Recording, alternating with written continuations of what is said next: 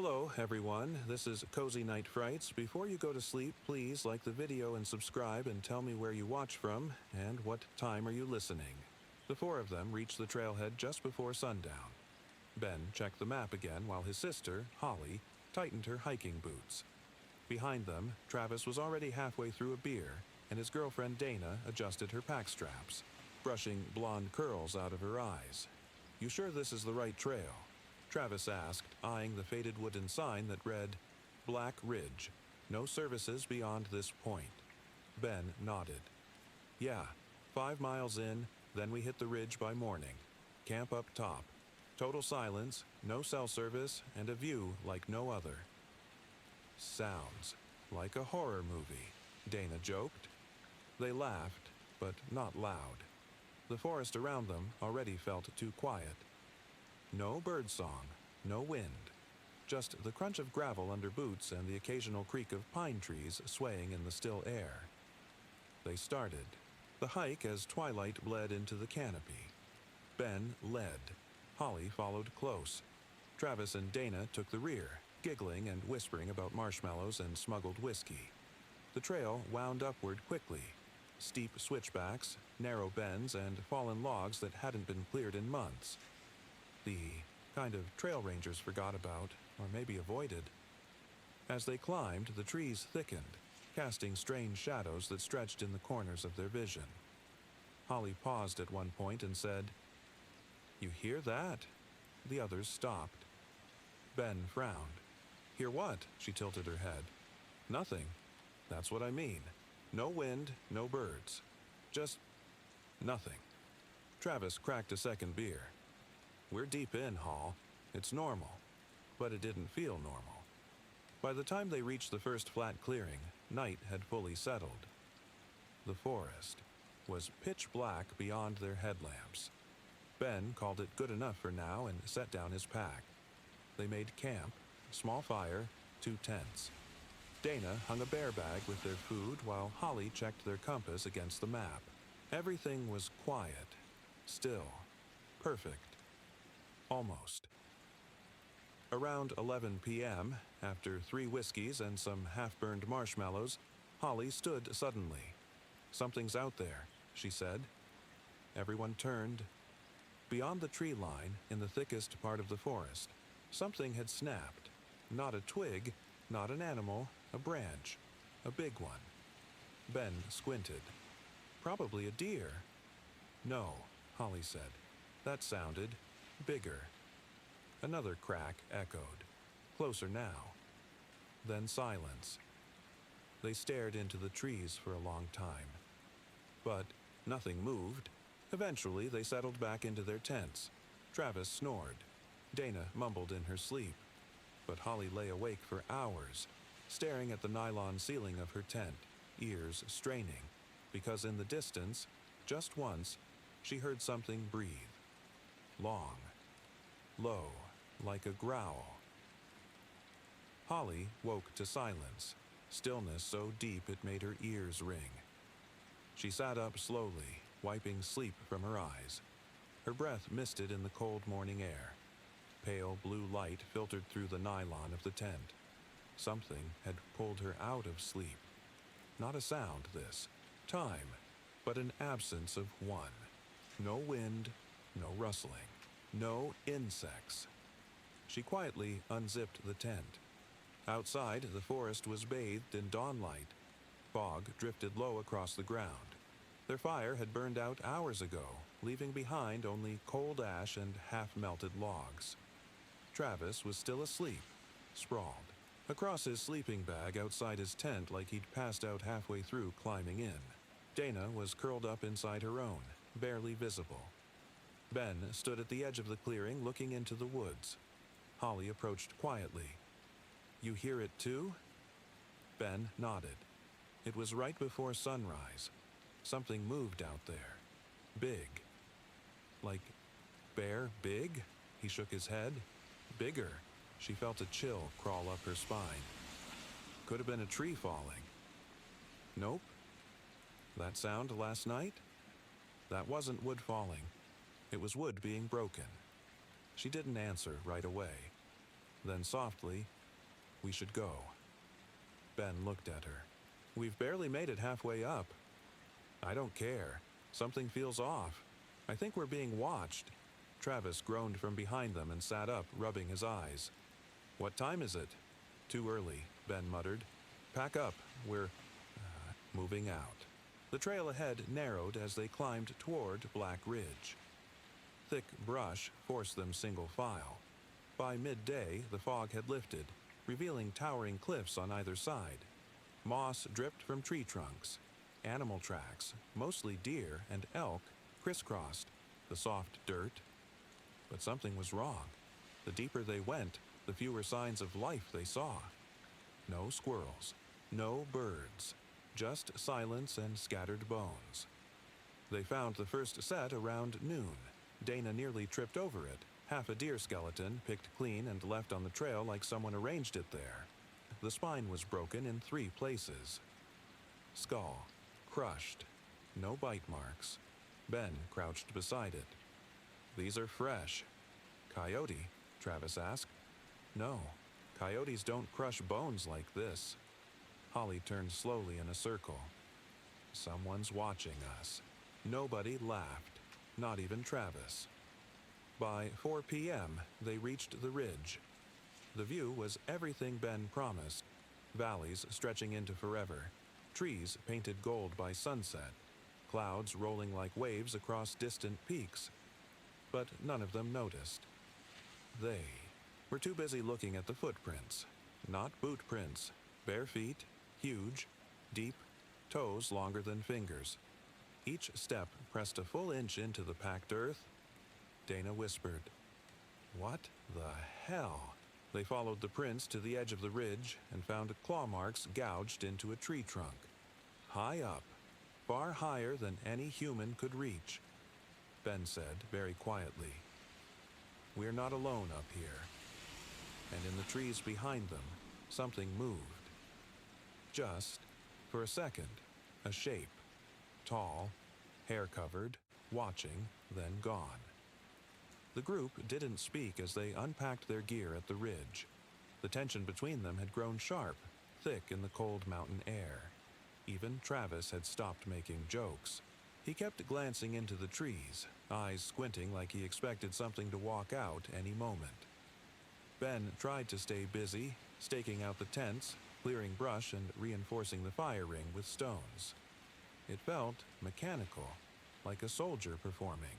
Drills. Not camping. Holly crouched beside the clawed tree. The gouges were deep. 4 distinct rakes, each almost 2 inches wide, set in a vertical slash that stretched 7 feet up. She touched one of the grooves gently. It wasn't old. Still, fresh sap oozed from the cut. Dana sat near the fire pit, knees pulled to her chest, arms wrapped tight. "Do you guys really think someone, or something, is out there?" Travis didn't answer. Ben said, "We saw the prints. We saw the bones. Something's out here." "But what is it?" Dana asked. "A bear with mange? A feral guy? A what? Are we saying Bigfoot now?" No one laughed. The silence that followed was answer enough. Ben finally said, "We camp tonight.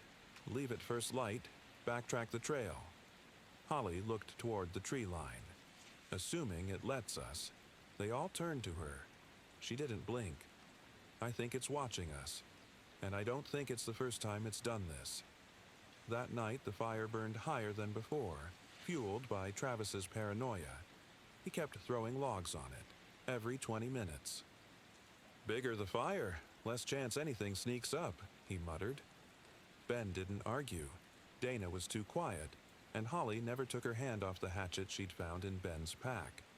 They sat in a circle, eyes flicking between the trees and the fire, ears tuned to every branch crack, every gust of wind. But there was no wind, just like the night before. Around midnight, the forest made a sound, a deep, wet grunt, followed by something heavy moving, through the brush. Ben stood instantly, flashlight out. It scanned across black trunks, gnarled roots, fog clinging low. The beam caught something. Eyes, reflective, yellow, far apart, too far apart for any normal animal, then gone. Holly rose beside him. "Did you see that?" He nodded. "Yeah." Travis pulled Dana to her feet. "We leave now." "No," Ben said. "That's worse. Moving in the dark, down those cliffs? We'll get hurt. But if we stay," Travis began. Another sound cut him off. A howl, not a wolf. Too low, too long, and it ended in a snarl. Something mimicking a wolf, poorly. Something pretending. Dana began to cry softly. Ben whispered, "We stay together. Keep the fire going. Keep your lights ready." Travis opened his backpack and pulled out a small hunting knife. "Next thing steps out of those trees," he said. "I'm sticking it." They didn't sleep, not even close. And just before dawn, while the fire hissed to coals, something screamed. Not human, not animal, something between, and it was close. The scream tore through the trees like a serrated blade, sharp, wet, and impossible to place. It wasn't just loud, it was wrong, as though it hadn't come from lungs, but from deep inside the earth, like the mountain itself had howled. Dana clapped her hands over her ears. Travis stepped in front of her, eyes scanning wildly. Ben turned in a full circle, flashlight sweeping every angle. The beam shook in his hand. Then, nothing. Stillness. Until the birds returned. Suddenly, the forest was filled with song, shrill, chaotic. Dozens of birds screeching from the canopy as if fleeing. Their flapping wings sent down a storm of pine, needles. Ben looked up and realized they weren't just flying away, they were fleeing from something above them. Holly grabbed his arm. "We're leaving, now." They broke camp in record time. The tents were abandoned, sleeping bags stuffed haphazardly. Travis insisted on carrying a heavy branch as a weapon. Dana, pale and shaking, clutched a can of bear spray like a cross. Ben led the way, knife in hand. They didn't speak, not until they reached the deer skeleton again. Only this time, it was gone. No bones. No blood, just a patch of flattened grass, where it had once laid. Holly froze. It came back. Maybe a scavenger, Travis began. No. Look. She pointed at the trail ahead. The footprints were back. Larger now.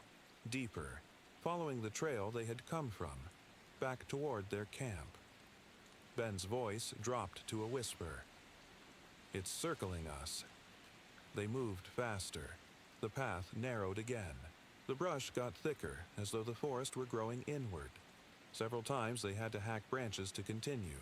By noon, they should have reached the lower switchbacks. But they hadn't. They were lost. Dana finally said it out loud. "We're going in circles. I swear we passed that dead stump an hour ago." "No," Ben said, checking the compass. Except the needle spun erratically, pointing every direction at once. "Magnetic interference," he muttered. "Rock deposits or something else, something that didn't want them to leave." Travis stopped walking. "Guys," they turned. He pointed to the tree beside him. There, etched into the bark, a handprint, but massive, wider than a dinner. Plate, with claws at each fingertip. Fresh sap oozed from the edges. Holly's voice cracked. "That's not from a bear." Travis spun around. "Okay, screw this. Forget the trail. We go off track. Cut west until we hit the fire road." "No," Ben warned. "If we go off the trail, we'll be completely exposed." "Better than walking into this thing's lap," Travis snapped. Dana grabbed his arm. "Travis," the tree beside them shook. All four turned. Something ran through the brush. Fast. Heavy. Branches bent. Bark tore. A blur. Impossibly tall. Wide, covered in matted black hair. Gone in a heartbeat. Dana screamed. Ben shouted, "Move!" They ran. No plan, just panic. Branches whipped their faces. Roots caught their feet. The trail vanished behind them. All they could hear was the pounding of their boots and the crash of something keeping pace in the trees. It wasn't chasing them. Not yet. It was hurting them. And when they finally collapsed into a clearing, gasping and bleeding, they weren't. Alone. At the center of the clearing was a totem. Wood, bone, fur, and hanging from it, a human jawbone. No one spoke at first. The clearing was silent, as if even the air refused to move. Ben stepped toward the totem slowly, each crunch of twigs beneath his boots too loud. The structure stood about 6 feet high, rough branches lashed together with what looked like sinew. Bits of fur and feathers were knotted into the joints, but it was the center that drew all of their attention. A jawbone. Human. Weathered, but unmistakable. Still caked with something dark and flaked. Ben looked down. At the base of the totem, arranged. Like offerings lay a few objects, a broken flashlight, a muddy boot, half of a torn backpack strap. Holly crouched beside it, pale as snow. These were from other campers. Dana covered her mouth and turned away. "Oh my God! Oh my God!" Ben's voice was flat. "This is a warning." Travis barked a laugh, but it was hollow. "Yeah? To who? The deer? The birds? Because it sure as hell isn't scaring that thing." Holly stood. "It's not for the animals. It's for us." Dana looked up. "You think someone made this? To ward it off?" Ben nodded. Or maybe to honor it. The thought hung there like a noose. Travis kicked the totem, hard. It shuddered, but didn't fall. A second later, something snapped in the woods. Everyone flinched. Ben spun, knife out, but nothing moved. Travis lowered his foot slowly. "Maybe that was a bad idea." Holly's voice was low. "We need to leave. Now." They turned away from the clearing and began walking west. No trail, just instinct. The brush thickened again. Light dimmed. They didn't speak. Every few minutes, one of them would glance back, certain they were being followed. The totem was long behind them when they first heard the clicks, short, sharp, deliberate. Not a bird call, not natural. Like knuckles popping. "Do you hear that?" Dana whispered. Ben nodded. "It's close." The clicks followed them, not fast, just constant taunting. It wanted them to know it was near. They picked up pace. Travis kept muttering, "Just a bear, just a messed up bear." But they all knew better now. Ben found what looked like an old game trail and led them down a narrow ridge, careful of their footing. Roots tangled around their ankles. Mud sucked at their boots. Then he stopped. Ahead of him was another footprint. Same size, same depth. But this one was different, because this one was facing them. It wasn't left, behind as it walked away. It had been planted in place, like it had been watching them from this very spot. Ben whispered, "It's tracking us." Dana burst into tears. Travis stared at the print. "How the hell is it staying ahead of us?" "We're not being hunted," Holly said. "We're being guided." Ben looked around, realizing for the first time how similar everything looked. No matter how far they walked, the terrain stayed the same. Trees, mud, claw, marks, bone. And that's when he saw it. Ahead, through the trees, another totem. Not the same one, another, almost identical. Same shape, same jawbone, same warning. They were back where they started. Full circle. Ben stared at the totem. The jawbone swayed slightly in the breeze, if there was a breeze. Everything else remained deathly still. Not even the trees moved. "No," he muttered, stepping forward. "No, we didn't walk in a circle. I was careful." "You said we were heading west," Holly said, her voice tight. "You kept checking. The sun." Ben checked again, but the sun was gone. Thick clouds had blanketed the sky, turning afternoon to a dark gray haze. He pulled the compass out and stared at it. Still spinning. No fixed north. Dana stepped up beside him, pale, trembling. "We've been walking for hours." "I don't understand," Ben whispered. Travis had already dropped to a knee. He ran his hands through his hair, shaking. "It's screwing with us. It knows how to herd prey." Ben turned to him. "You said it like a joke before, but you believe it now, don't you?" Travis looked up, face pale. "This isn't some big bear. This thing thinks, it plans. It knew we'd run." A low snap echoed in the distance. They all froze. Ben raised his finger. "Shh." The sound came again. Closer. Not a footstep. Branches being bent, moved aside, deliberate. Then something else. A breathing sound. Low, wheezing. Like lungs that weren't used to working anymore. "Hide," Ben hissed. "Now." They scattered instinctively. Holly dove behind a fallen log. Dana hunkered low behind the totem, barely breathing. Travis slid beneath a thorny bush, wincing as the branches scratched his skin. Ben crouched between two trees, gripping his knife. Silence returned.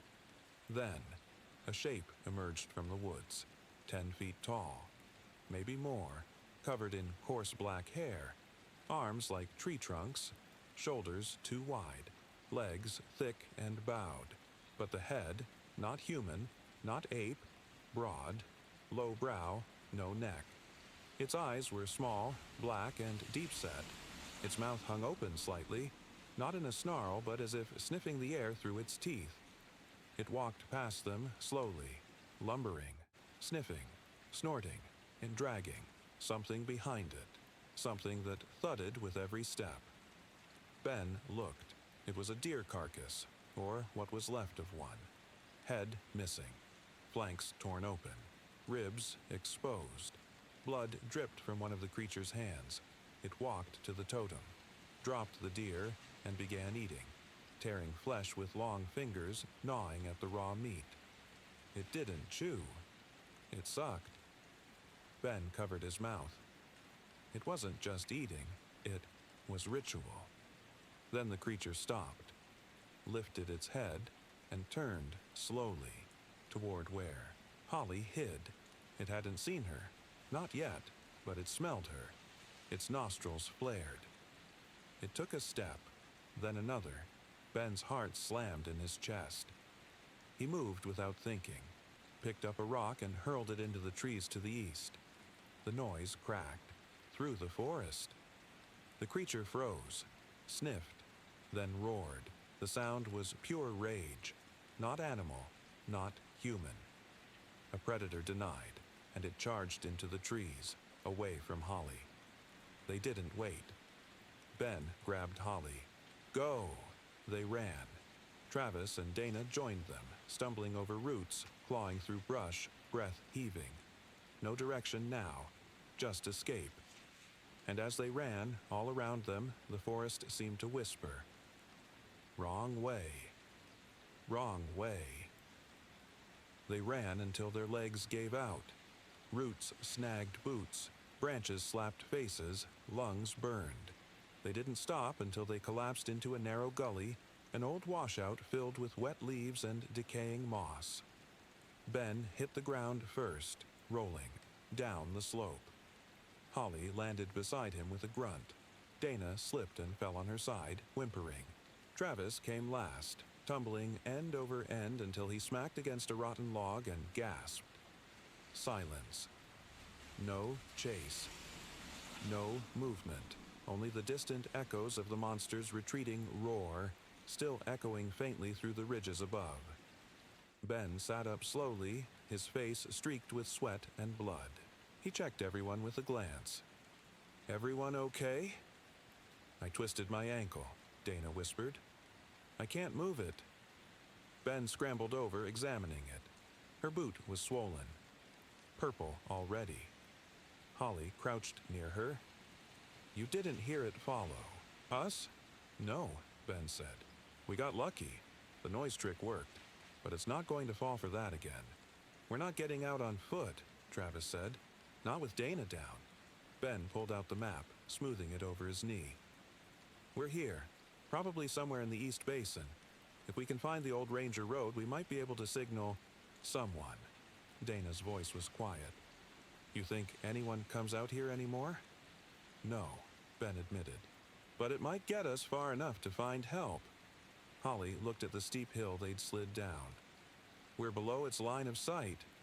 Maybe it won't follow us here. Don't bet on that, Travis muttered. Still, for now, it was quiet. They fashioned a crude brace for Dana's ankle with 2 snapped branches and paracord. She winced, but nodded through the pain. Travis carried her. He didn't complain, not once. Not anymore. The group moved slowly, staying low and quiet. Every step felt like a gamble. The air was damp, filled with the smell of rot and pine. An hour passed, then another. Light bled away from the sky. Eventually, they found something. An old trail marker, rusty, half-buried, barely legible beneath moss and rust. But it said enough. Ranger Station, 2.6. Mibben exhaled in relief. This is it. Travis shifted Dana on his back. Then let's go. They moved quicker now, less like prey, more like survivors, but the forest watched. Every so often they'd hear a crack, a thud, a low groan that might have been a tree, or something else. Then, they reached a clearing and found the station, or what was left of it. A collapsed A-frame structure half consumed by vines and mold. The roof was gone. The walls buckled inward. Signs of claw marks covered the wood. Ben stepped forward slowly. Inside, he found bones, rotted clothes, a rusted badge that read, Ranger Ellis. USFS Dana whispered, What happened to him? Ben crouched beside the remains. Same thing that'll happen to us, he said, if we don't get out soon. And then Holly pointed to something on the far wall. A message carved into the wood in huge, messy slashes. It comes at night. Stay silent. Stay still. Don't look at its eyes.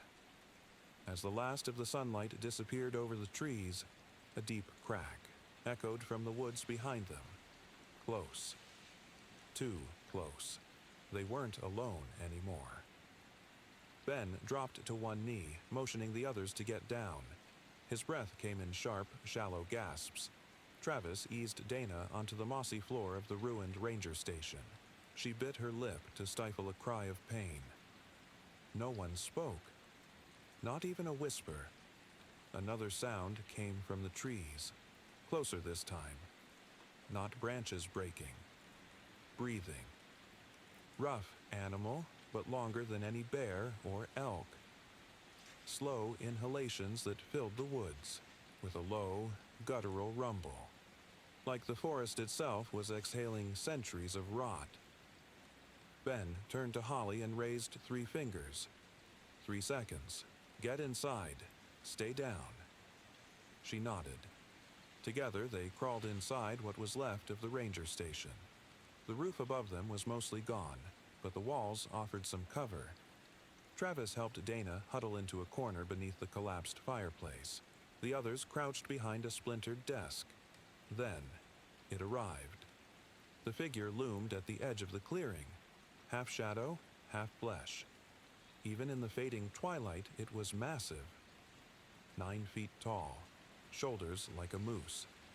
Its long arms dangled past. Its knees. One hand dragged something behind it, a tree branch, thick and twisted like a club. Its head turned slightly, and it sniffed. Ben shut his eyes. The breath was warm, too warm. He could feel it against his skin from 20 feet away. The creature stepped. Forward. Closer to the station. Its footfalls were heavy but precise. It wasn't stumbling or stomping. It moved with intention, like a soldier, like a butcher approaching his table.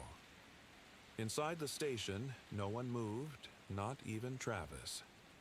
Dana pressed her hand over her mouth, tears rolling silently down her cheeks. The creature stopped just outside the opening in the wall. It tilted its head and sniffed again. Ben clutched the knife in his hand so tightly his knuckles turned white. One sound, one shift, and it would know. Then the creature growled. Not loud, not aggressive, just thoughtful, testing. Ben remembered the words carved into the wall. Stay silent, stay still, don't look at its eyes. The monster sniffed again, long, slow, then it did something new.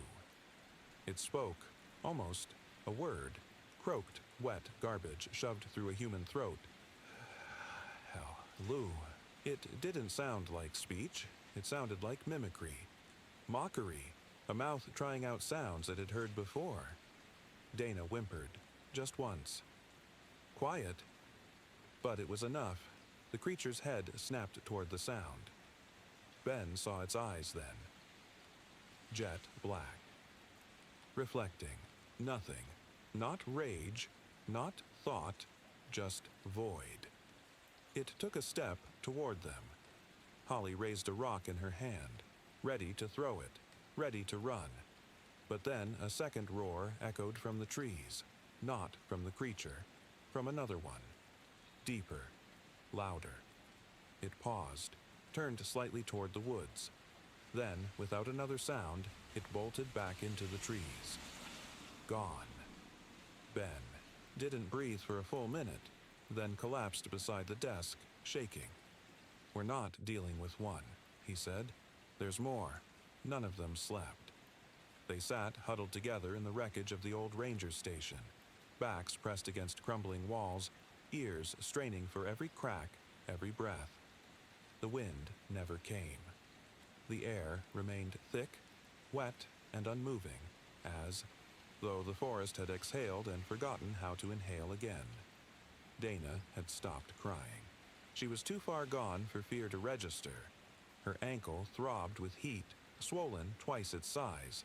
Travis hovered protectively beside her, eyes red with panic and exhaustion. Ben sat with his knife across his lap, eyes fixed on the entrance. Holly paced. They didn't speak until the sky began to lighten, just barely. Morning mist settled across the broken station floor like spilled milk. It was a colorless, weightless dawn that brought no comfort. Holly crouched beside a shattered window, frame, and peered out. Then she whispered, "There are more prints." Ben was on his feet instantly. Together, they stepped outside. What they saw made Ben's stomach turn. Not one trail. 3, all converging on the station from different directions. Each set of prints massive, each set barefoot, deep as a man's knee, toes splayed like a primate, but wrong. Too wide, too long, like they were made by something used to climbing or crushing. The prints circled the building, twice. One set stopped just a foot from where Dana had hidden behind the fireplace. Ben pointed at the claw marks in the wall above. Her. It reached in. Holly scanned the tree line. Why didn't it attack? Ben's voice was hollow. Because the other one called it back. They're territorial. Maybe. Travis finally emerged, face pale and drawn. Or maybe they're playing with us. No one argued. Ben led them around the station's perimeter. Near the edge of the clearing, they found what was left of the old fire road, overgrown and nearly impassable. But there. It's our only chance, Ben said. If it leads downhill, maybe we find an old service point. Maybe even a tower. Holly nodded. They fashioned a crude sled for Dana from a broken table and some rope. Travis pulled. Holly cleared the trail with a rusted axe they found inside the ranger station. Ben kept watch. Every hour they stopped to check the map. Every hour the sky darkened just a little too soon. By midday, it was gray again. Clouded, cold. They found more signs. Dead rabbits, a crushed raccoon, not eaten, just flattened, bones shattered as if something stomped on them for sport. But the worst came around mid-afternoon. A campsite. Old, abandoned. At least a year, maybe more. 3 tents still standing, moss-covered and moldy. Inside one, Ben found a wallet, IDs, 4 people, all missing. He checked the names against the ones from the totem. They matched. Dana stared at the tents. They never made it out. No, Ben said. They didn't. Holly walked to the fire pit, now just a circle of stones filled with dirt and weeds. Something was buried there. She pulled it out. It was a camcorder, wrapped in a plastic bag, half rotted but intact. Ben turned it over. Battery was dead. But the memory card was still inside. He slipped it into his pocket.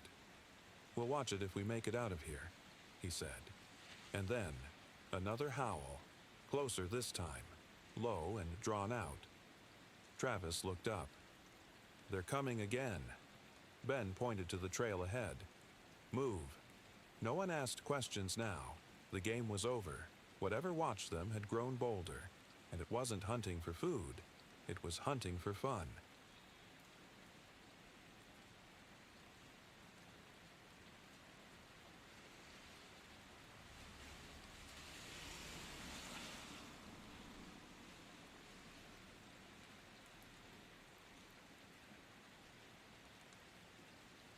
They didn't stop again until the sun vanished behind the ridgeline and shadows poured across the fire road like ink. They'd made it maybe 2 miles from the ranger station, less than halfway to the next ridge. The trail had narrowed to a footpath, and the trees leaned so close that their branches interlocked overhead, forming a canopy that turned dusk into near night. "We have to camp here," Travis said, nearly falling as he lowered Dana from the makeshift sled. "We're not moving another inch in the dark." Ben hesitated. "We're exposed here." "We've been exposed," Holly snapped. "And if we break Dana's ankle worse, we'll be dragging a corpse." Dana flinched. "I'm fine," she whispered. She wasn't. Ben finally gave in. "We need to be smart about this. Small fire, no noise, no light beyond what's necessary." They cleared a patch just off the road beneath a massive cedar. Holly gathered kindling. Ben built a fire ring. Travis sat with Dana, holding her hand and whispering that they were close, that they'd be fine. Ben wanted to believe him. When the fire flickered to life, it cast dancing shapes across the trees. Too tall, too crooked. Holly couldn't stop, watching the woods. Every now and then she'd turn suddenly, axe raised, eyes wild. It wasn't paranoia anymore. It was self-preservation. "I keep hearing it," she whispered. Ben turned. "Hearing what?" "That clicking." She looked at him. "You heard it too, right? Last night?" He nodded. "Yeah. But it's not just at night." Ben stiffened. Holly leaned in. "It's been following us all day. Just faint enough that you wonder if it's real. Like it wants us to doubt it." Dana spoke softly. "Why doesn't it just come? Why play games?" "Because it's not hunting the way we understand hunting," Ben said. "It's not hungry. It's curious." Travis laughed once, bitter and low. "Curious? You think that thing's studying us?" "I think it's done this before. I think it likes watching us fall apart." As if on cue, a twig snapped behind them. They froze. Ben reached slowly for the knife beside him. Holly raised the axe. Another snap. Then, breathing, from the trees behind them, Ben turned and shone his flashlight toward the sound. Nothing. Just thick, brush and wet branches. Then the beam caught something, a shape. Crouched, not standing, just watching. 2 pale orbs reflected back. The eyes again, rounder now. closer. Ben didn't move. It stared, unblinking. Then, slowly, it tilted its head, mimicking the way Dana had earlier when she asked about the compass. Then it stood, 9 feet tall. It stepped back into the trees, slowly, deliberately, and vanished. No sound, no chase. Just a message. "I think it's waiting for nightfall," Ben whispered. Travis shook his head. "It's not waiting. It's toying with us." The fire cracked. No one slept, and as the moon rose behind the trees, they heard 2 more howls, far apart. Different tones, different throats. Ben looked around their little camp. They were surrounded, and whatever game the creatures were playing, nightfall was the start of the final round. The night thickened like tar. Every breath was a whisper. Every glance into the trees met only blackness, pierced by flickering shadows that might have been wind, or watchers. The 4 of them sat around the weak fire, no one speaking. The flames cast sickly orange light on their faces, turning exhaustion into something feral, hollow-eyed, raw. Travis leaned against a tree, holding Dana's hand. Her leg had stiffened completely and the swelling had spread to her calf. Holly tended it as best she could with what was left of the first aid kit. Ben barely moved. His knife stayed in his hand, never resting in his pack, never left beside him. The air felt wrong, off balance, charged, like the forest was holding its breath. Then, footsteps, not one, several, soft, slow, crunching leaves and pine needles in careful intervals. Holly stood, so did Ben. They raised their weapons and listened. Another step, then another, then silence. Travis hissed, "We're surrounded." Ben nodded. "They're circling, testing our edge, seeing if we'll run." Dana looked up, trembling. "Then what do we do?" Holly's voice was dead flat. "We don't run." The fire flickered violently. A gust of wind, or something passing through, blew the smoke sideways. In the haze, something moved just past the firelight. Ben turned fast. There. For a heartbeat, silhouetted between the trees. One of them. Crouched, arms long enough to touch the ground, shoulders massive, head sunken low between them. No clothing, no tools, just a presence. Then it backed away. Faded, gone. Another flash of motion on the opposite side. Ben spun. Nothing. It was like they were moving in a pattern, like chess pieces, repositioning before the strike. And then, one of them stepped into view. Not a flash, not a flicker. It walked in, tall, straight, just far enough that the firelight only kissed its outline. It didn't charge, it didn't growl, it just stood there, staring. Ben raised his flashlight, lit up its face. What he saw didn't make sense. It had a mouth, but it was too wide.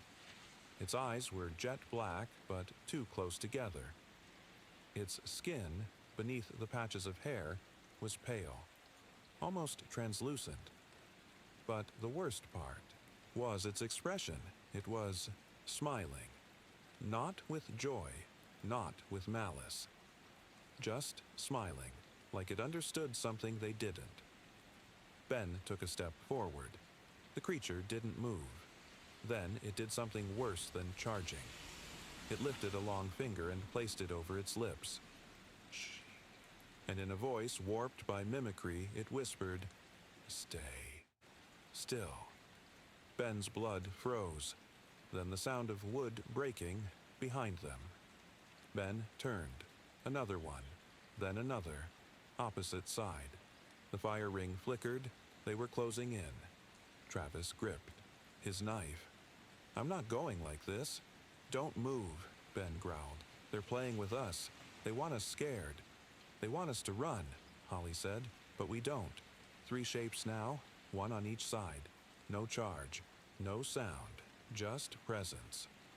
Ben's knuckles turned white around the blade, and then they vanished, just like that. Gone again. Ben collapsed to his knees. No roar, no chase, just a message. We could have taken you, but we didn't. Yet. Morning came without color. The sun didn't rise so much as bleed into the sky, a dull gray haze that barely pierced the dense tree cover. Fog rolled across the clearing like breath from something ancient. The fire had long since burned out. Smoke curled in thin strands over the ash pile, rising into the still air like a surrender. No one had slept. They sat huddled close, knees to chests, weapons resting in their laps. Travis was the first to speak, his voice cracking. They didn't attack? Ben said nothing. They could have, Travis pressed. Last night, when there were 3 of them out there, they were watching, surrounding us. They could have come in, and they didn't because they want something, Ben said, quiet. They don't kill out of need. They choose. Dana lay against Travis, face gray with pain. Then, what do? We move, Ben said. Now. They packed up what little they had left. The sled was gone, ripped in half by something, during the night. Travis made a new one with a thick branch and rope straps. Dana didn't speak anymore, only nodded when spoken to. Her fever had begun. Her leg was red and tight, and Ben knew she couldn't take another night out here. They needed to get off the mountain. They followed the fire road, though the trail now twisted strangely, as if warped by something unseen. It didn't feel like a road anymore. It felt like bait. At one point, they reached a fork that wasn't on any map. One path went steeply downhill, lined with fallen trees and moss-covered stone.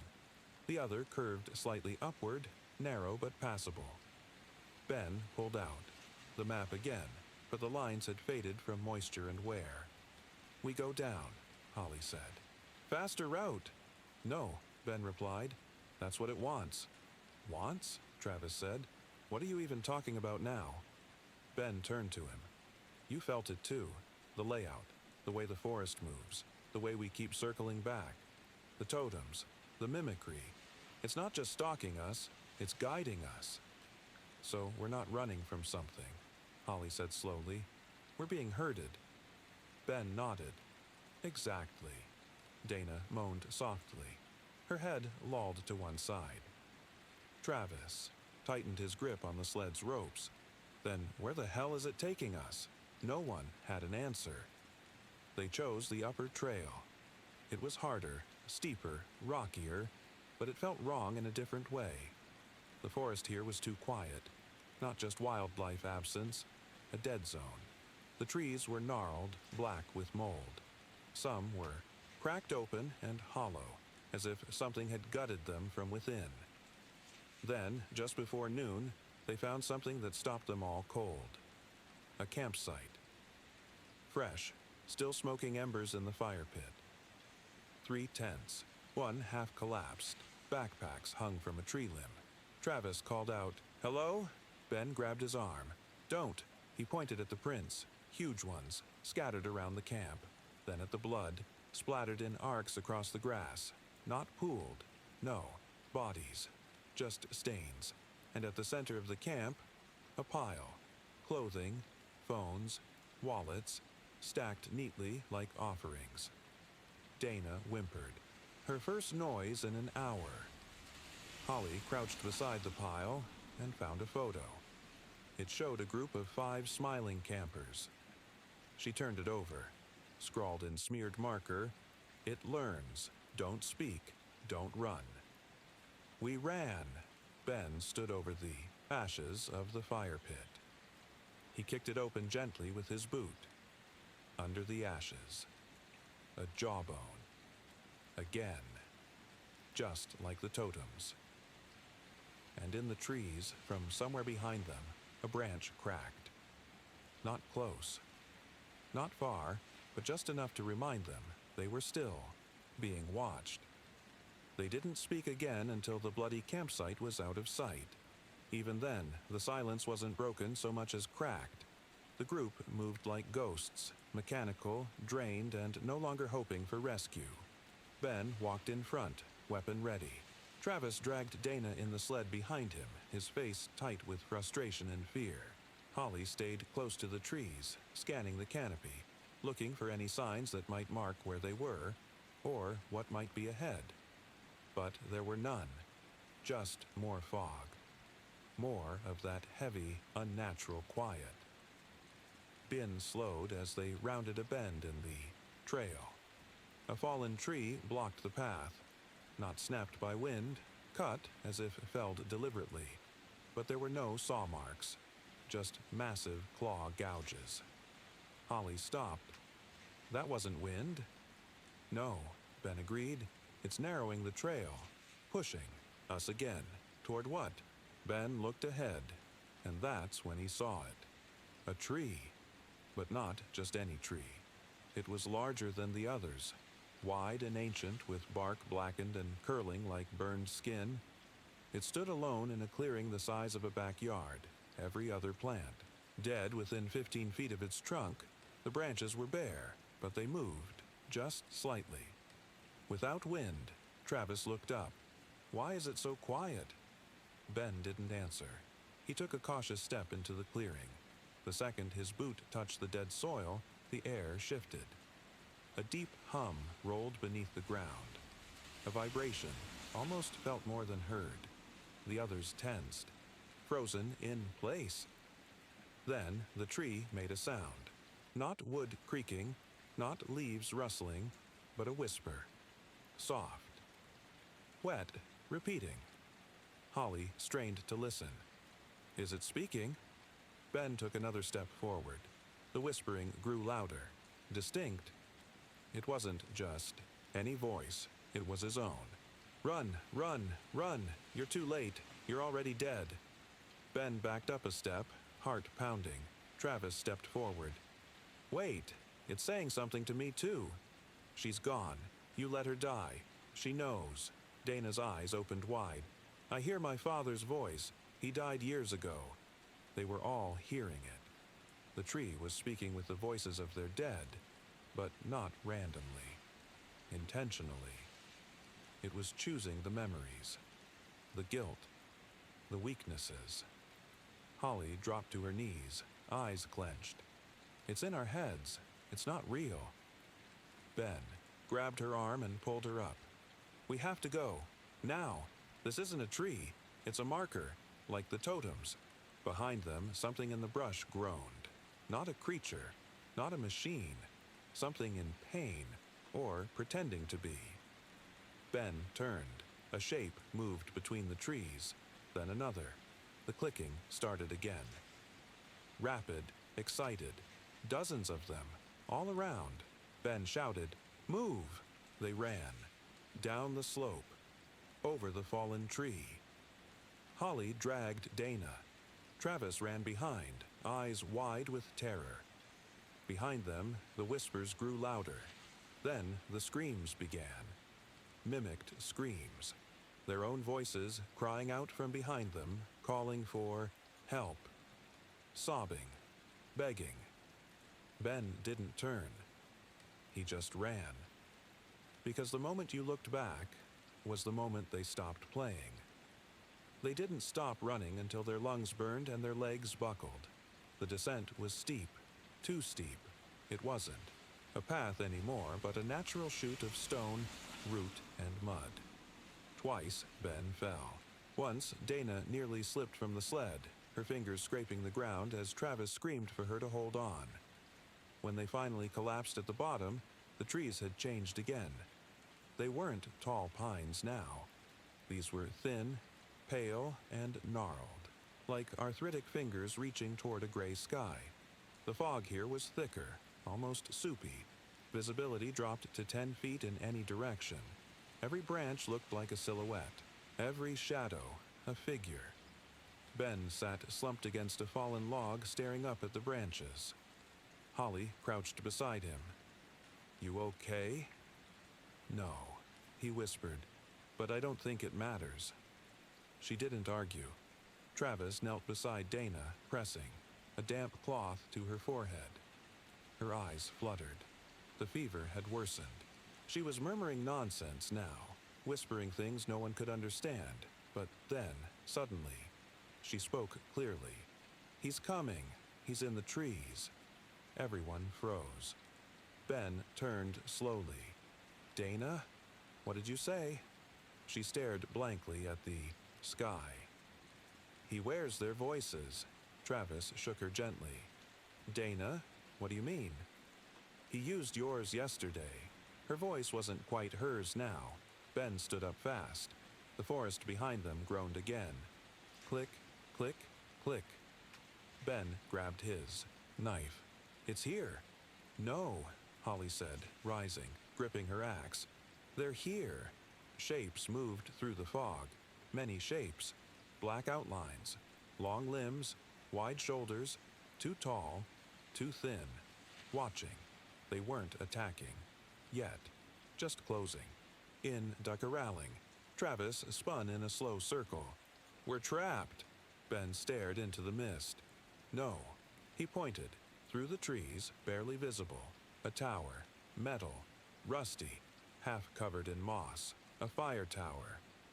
"Go!" Ben shouted. "Run!" Travis scooped up Dana, threw her over his shoulder. Holly led the way, shoving through the underbrush, her axe swinging wildly. The tower grew larger.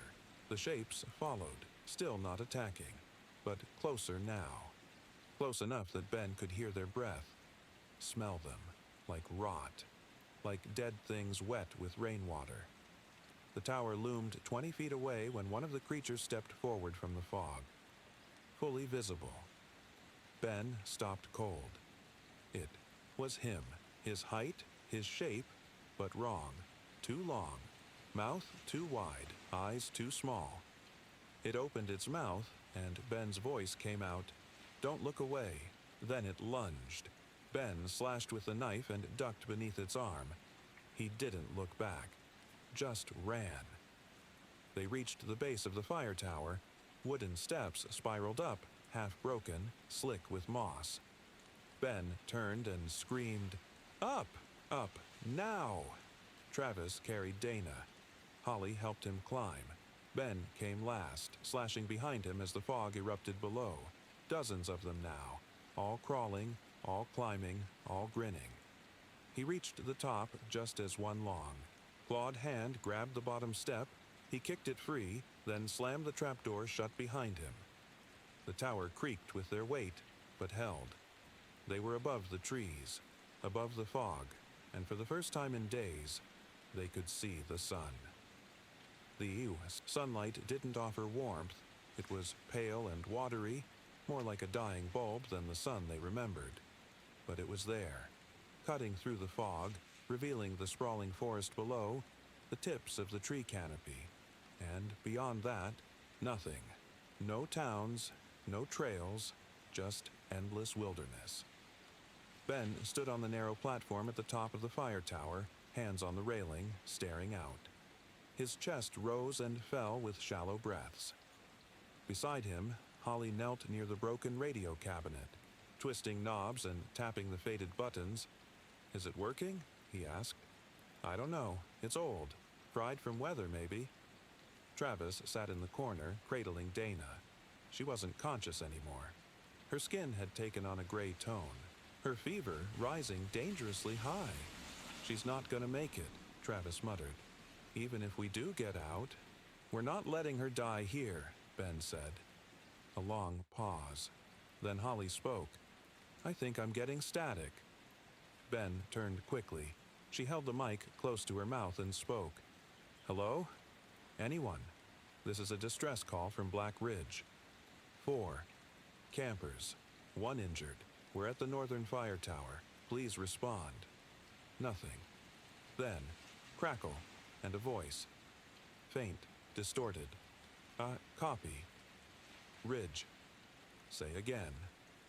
Holly's eyes widened. "It's a signal." She leaned in.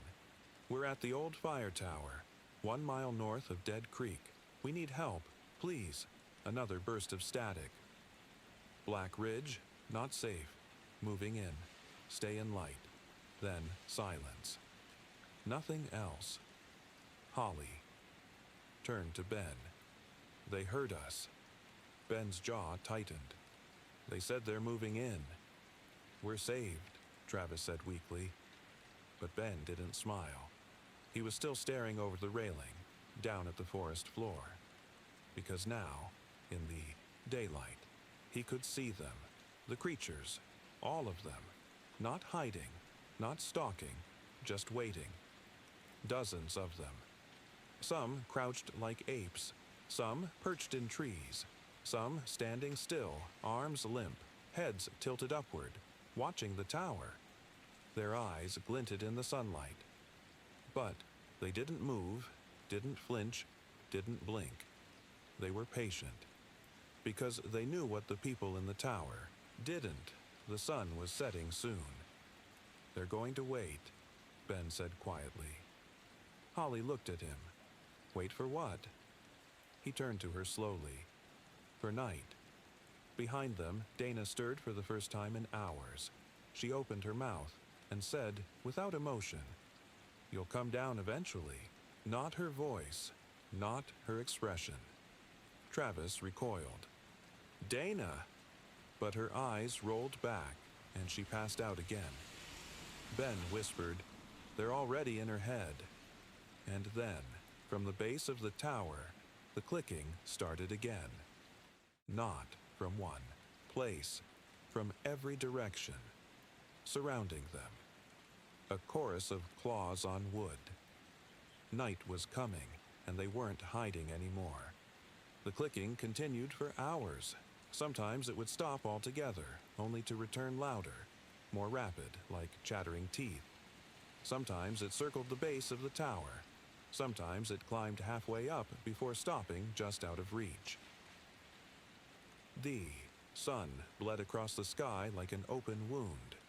Orange, then red, then gone. By the time the last sliver of light vanished behind the mountain ridge, the tower was wrapped in total blackness, and the forest below came alive. Ben held his breath, clutching, the rusted railing with one hand, the knife with the other. He squinted through the dark, trying to track motion, but the creatures moved too quietly now. No twigs breaking, no footsteps, only the clicks and the voices. It began with one. Let us in. Not whispered. Spoken. From directly below the hatch. Door! Holly covered her ears. Don't listen. Don't answer. That's what they want. Travis crouched beside Dana, who now lay deathly still. Her lips had cracked. Her eyes were sunken. She needs real help, he said again. She won't survive another night. We won't survive another hour if we leave this tower, Ben said. Another voice joined the first, then another, all different, all familiar. One was Ben's father. One was Holly's childhood friend, who'd died at Ye. 13 in a car crash. Travis heard his own voice echoing up the tower, shouting obscenities and laughing. His own laughter, but twisted, broken. Each time one spoke, it said the same thing. You'll come down, or worse. You want to. Come down. Then the scraping began. Claws, fingers, flesh against wood.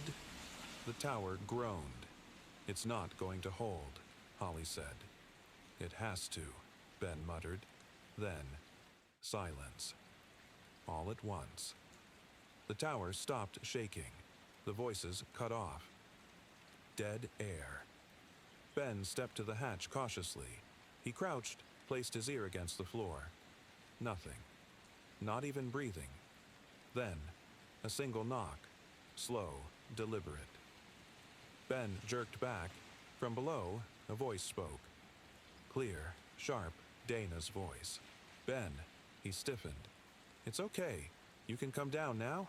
He didn't answer. We're done chasing. We just want to talk. Let's make a deal. Travis moved suddenly. They're using her. They're inside her. No, Ben said, eyes narrowing. They're testing us, seeing what it takes. Then, A light, a soft, unnatural blue glow began to radiate from beneath the tower. Faint at first, then growing stronger. Holly gasped.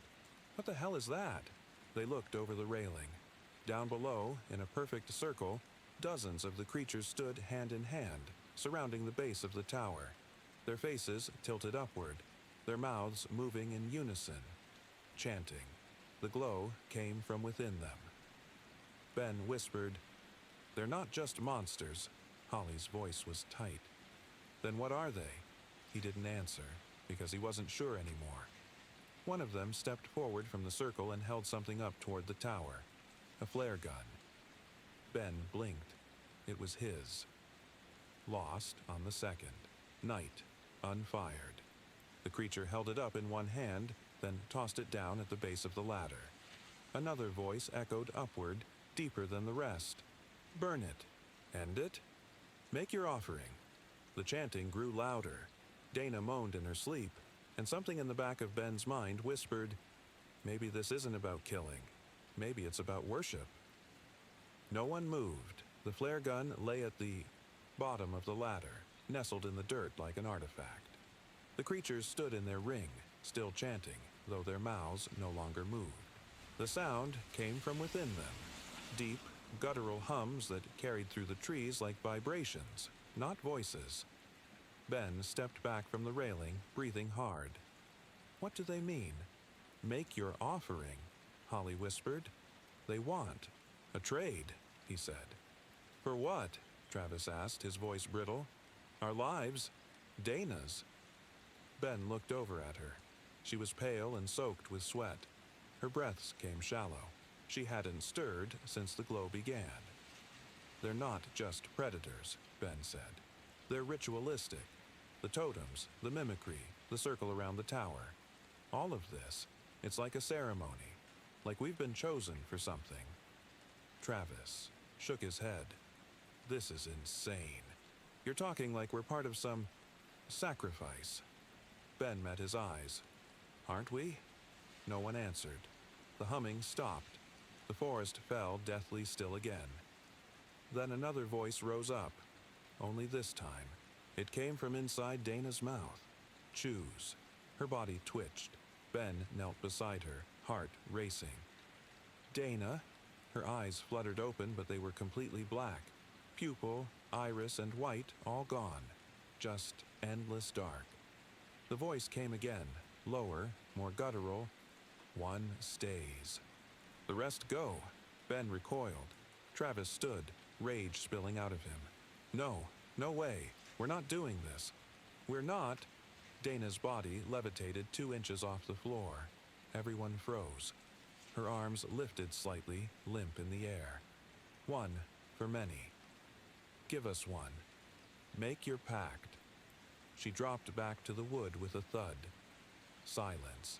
Then, her voice, her real voice, returned, weak and cracking. "Please don't let me be the one." Ben felt like he was sinking.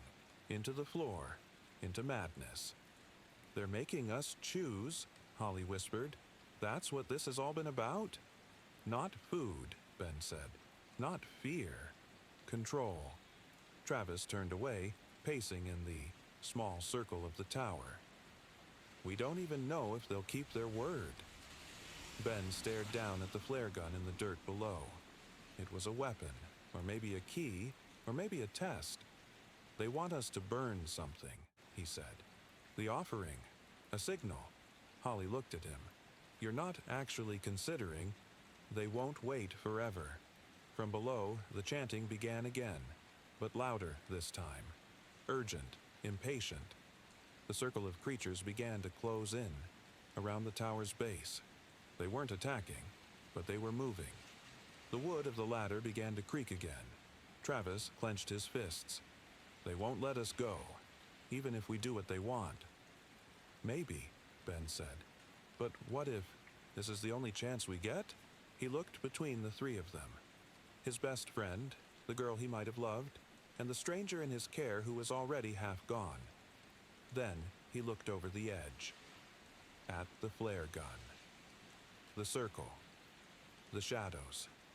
The ancient, monstrous hunger that wasn't just bloodthirsty, it was ritualistic. The creatures wanted worship, and they had waited long enough. Ben didn't speak.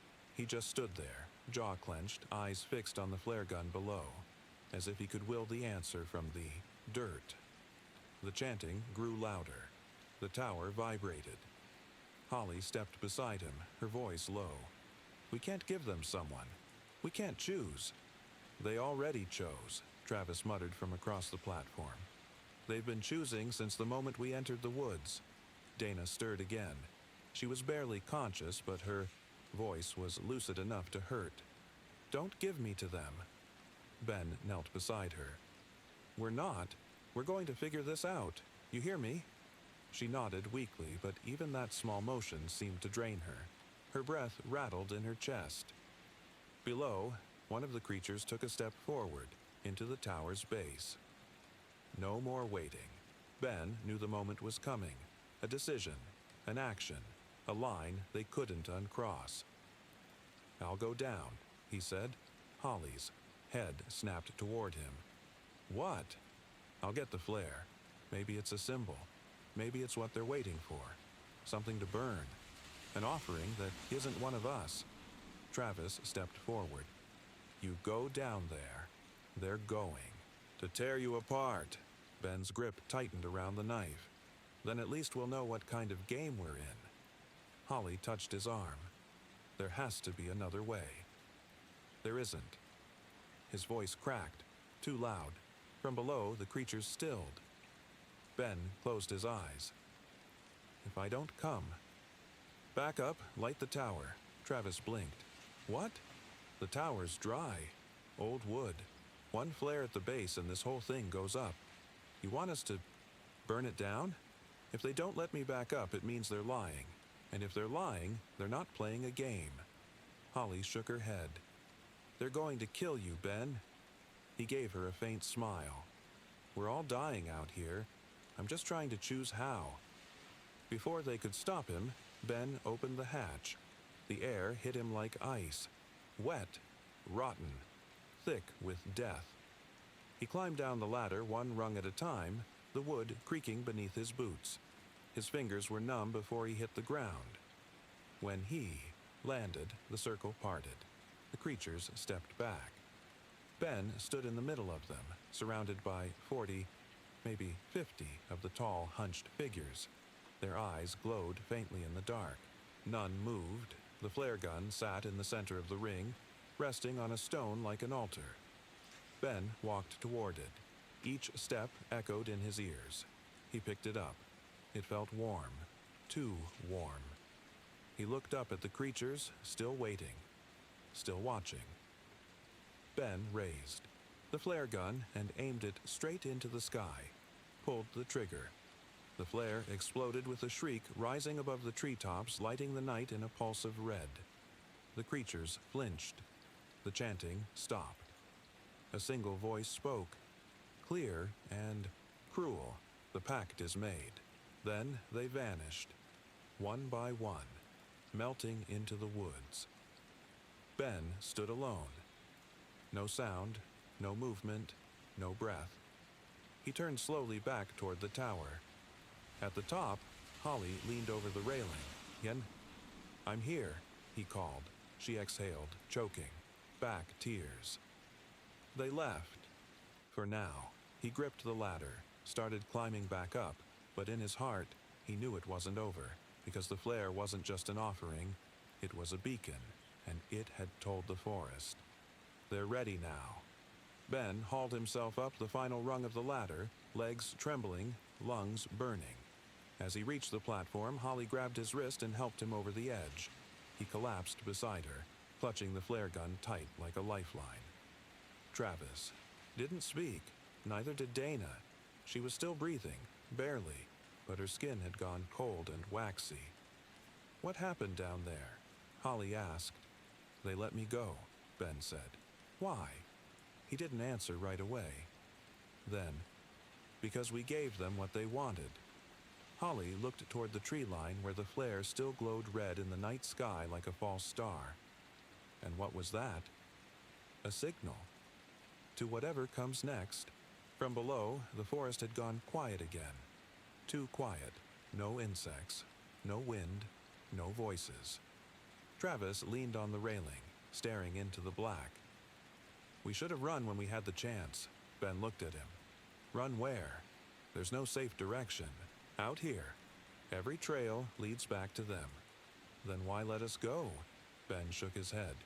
"It's not over. It's never been about escape. It's always been about control." He stood slowly, walking to the corner of the platform and looking down. "We're in a ritual. That flare wasn't the end. It was the beginning of a new stage." Travis sat down beside Dana and wiped her forehead with the last of their clean water. "She needs a hospital, not theories." "We'll get her out," Ben said. "How?" Holly asked. "You said yourself, the forest moves, it changes. The map's useless. The compass is dead." Ben reached into his jacket, pulled out the memory card from the abandoned campsite, the one he'd taken days ago. "I think the people before us figured something out," he said. "Maybe they knew how to beat it." He pulled a small digital camera from his bag, one that still had a little battery left. Slipped the card in. The screen flickered to life. They crowded around it as Ben pressed play. The video began with static. Then, a group of 4 people, late 20s, filming themselves near a stream, laughing, hiking, then screaming, running. Blood, claw, marks. A voice, off camera, panicked. "It mimics us. It copies our choices, not just our voices." Another shot. The 4 huddled in a cave. "We gave it a sacrifice. We thought that would end it." One woman sobbed into the camera. "We started the ceremony, but we never learned how to finish it." Then the final shot. The group tied something to a tree. A person, unconscious. They lit a ring of fire around them and walked away. The screen went black. Ben turned off the camera. No one spoke. "What did we just see?" Travis finally asked. Ben's voice was flat. "A ritual that was never completed." "And the flare?" Holly asked. "An invitation to finish it." Dana stirred weakly. Ben looked at her, then at the dark forest below. "They gave us a choice," he said, "but they're not done playing." And in the distance, through the thickest part of the woods, a new light appeared. Dim, dark blue, not fire, not man-made, but summoning. Ben gripped the flare gun tighter. Whatever came next would be the final act. The blue glow shimmered in the distance, steady, unnatural, pulsing like a heartbeat through the trees. None of them said it aloud, but they all knew what it meant. The forest had opened the next door. The tower no longer felt like safety. It felt like a perch above something ancient and watching. Ben stood still, staring toward the glow, heart thudding so hard it shook his breath. "We go to it," he said. Holly blinked. "We... what?" "It's drawing us. Not just chasing. It wants to complete something. That's what this has all been about. The totems, the mimicry, the demands, the flare." He looked at each of them. "They're building toward a finish. Or luring us in for the kill," Travis said bitterly, holding Dana tighter. Ben turned to him. "Then we end it on our terms." Holly stepped beside him. "If we go, we take everything. Weapons, food, anything left." Ben nodded. "And her." Travis hesitated. "She can't make it." "We carry her," Ben said. "I'm not leaving her behind," Travis said sharply. "But if they try to use her again..." He didn't finish the thought. They packed what they could in silence. Holly wrapped Dana in the warmest of their remaining gear and strapped her to Travis's back. Her breath was faint now. Her lips moved, though no sound came out. Ben led the way down the ladder. The ground was damp, still covered in ash from the flare's descent. The forest was silent, not in a peaceful way, but expectant. Like the hush of an audience waiting for the curtain to rise, they walked toward the glow. No trail this time, just instinct and the pull of something unseen. Branches opened before them, parting in unnatural ways. And then, after 20 minutes of silent walking, they found the circle. A clearing surrounded by massive trees, each one charred black like they'd been struck by lightning. In the center stood a stone monolith, covered in moss and deep carvings. Symbols not of any language they knew, but something older. The blue light pulsed from its base. Around it, arranged in perfect lines, were bones. Hundreds of them. Some human. Some not. Ben approached slowly. The monolith vibrated gently under his fingers. Holly whispered, "What now?"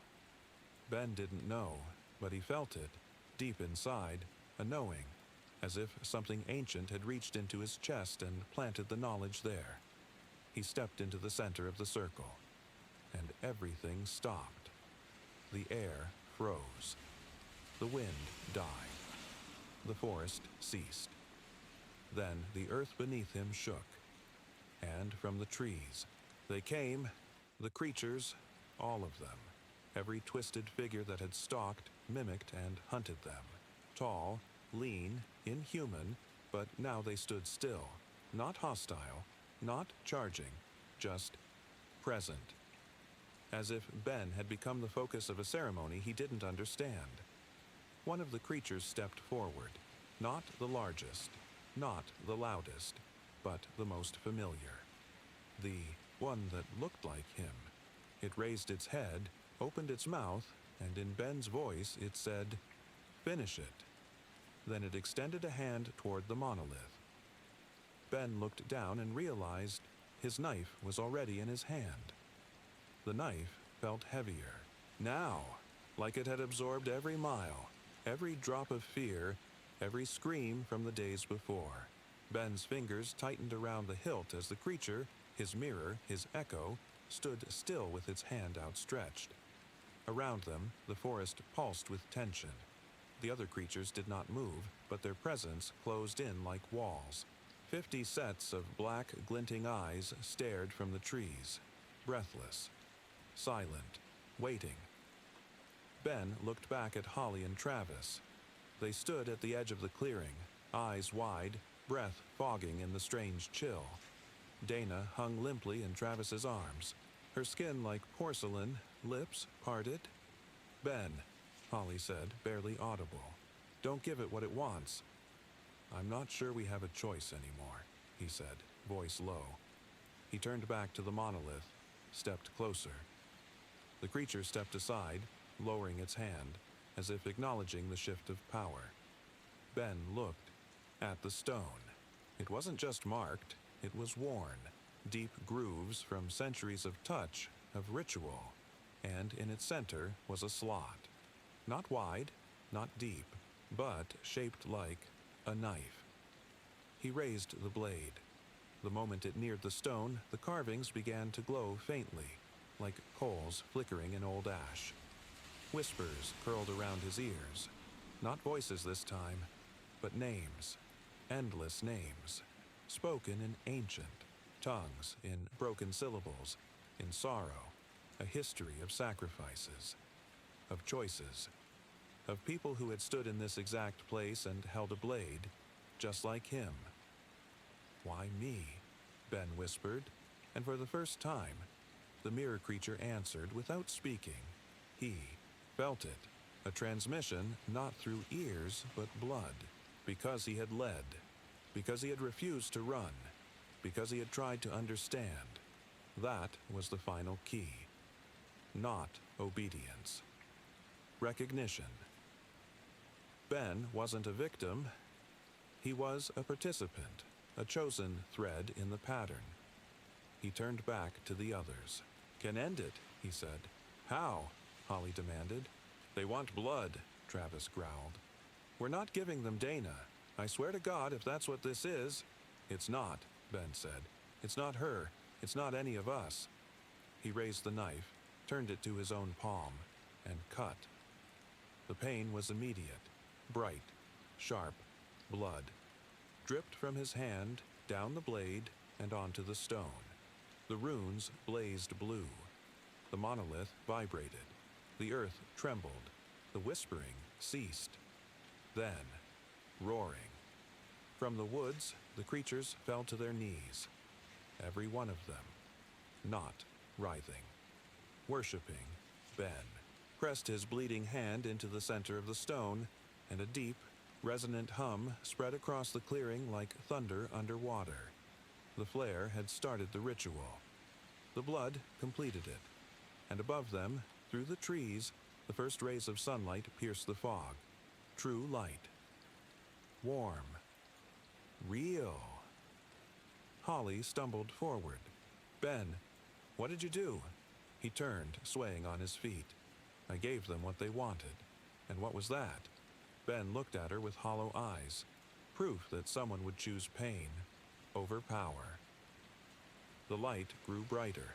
Real sunlight this time, bleeding through the trees in shafts so brilliant it stung their eyes. It wasn't filtered like before, not gray or false. This was dawn, true dawn. The creatures remained kneeling, unmoving. Ben stumbled back from the monolith, his hand still bleeding.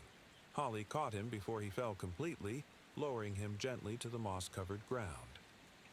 What now? She asked. Ben looked up at the sky. I think it's over. Travis let out a breath he'd been holding for hours. Dana stirred, again, groaning faintly. Her color had returned slightly, pale, but not ghost white. Her lips moved. No voices came through them this time. Just a simple word. Cold. Travis knelt beside her and held her tighter. We're gonna get you. Home. Just hold on. The creatures began to rise. All of them. At once. Not threatening. Not aggressive. Just present. Ben flinched but didn't move. Neither did Holly. The mirror creature, the one in his likeness, stood again. It tilted its head and looked at him for a long, silent moment. Then, slowly, it stepped back. It turned and vanished into the woods. The others followed, one by one, like shadows returning to a deeper dark. Soon, the clearing was empty. No more whispers, no more clicking, just wind. For the first time in days, they could hear the wind. Ben fell onto his back and laughed, short, breathless, stunned. They're gone. Travis looked up from Dana. Are they? Holly didn't answer. She stared at the monolith. The carvings had gone dark again, the glow gone. But the blood remained, and beneath it, new markings had formed, different from the others. Sharper, more personal. Holly leaned closer. It was a name, Ben Foster, etched into the stone as if the forest had signed him. He saw it too. Didn't flinch, didn't speak. Holly stood slowly. You marked yourself. I think I was always going to. Travis looked between them. So what now? We hike back. Ben stood, wincing, holding his hand tight. I think the forest will let us leave. Holly frowned. But something stayed with me. They didn't press him. They all felt it. The forest no longer pulled them inward. The air had changed. The sun moved now. The birds returned. Somewhere in the distance, a hawk called. Life had resumed, but it wasn't the same. Life. The forest had shifted again, yes, but not to confuse them, to release them. As they started the long hike out, Ben paused and looked back at the monolith. It stood alone in the clearing, ancient and still, watching. He said nothing, just nodded, a silent farewell or a promise. Because rituals never really end, they just wait for the next chapter. The trail that had vanished for days now revealed itself, broad, well-worn, and sloping gently downward as if it had always been there, just waiting for their moment of release. Ben, Holly, and Travis carried Dana in shifts. She drifted in and out of sleep, her fever breaking slowly. Her voice returned in slivers, a name, a memory, a question. Ben kept glancing over his shoulder. The woods no longer whispered, but they watched.